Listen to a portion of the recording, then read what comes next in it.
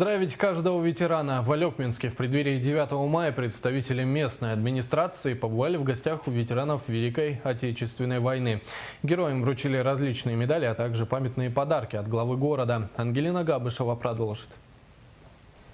Администрация города в преддверии 9 мая по традиции совершила выезды по ветеранам Великой Отечественной войны с поздравлениями, теплыми пожеланиями и, конечно же, огромной благодарностью. Администрации города от себя лично поздравить вас с праздником, 70-летием Победы, Великой Победы, в которой вы участвовали. Да, мы ваши потомки. Спасибо вам за эту победу.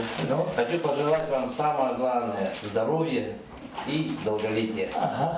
Спасибо вам. Ветеранам были вручены республиканские и федеральные медали, а также памятный подарок от главы города Алекминска.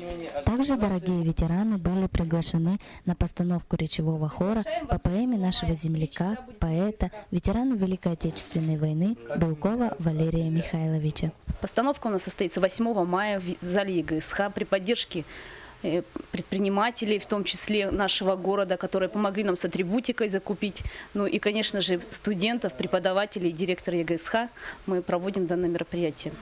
Наших ветеранов осталось очень мало, и сейчас мы удостоены чести поблагодарить их лично за подвиги, которые они совершили, и за мирное небо над головой. Не все дожили до победы. Ран наших никому не счесть, но отшагав в боях полсвета, мы защитили в битвах этих свободу Родины и честь.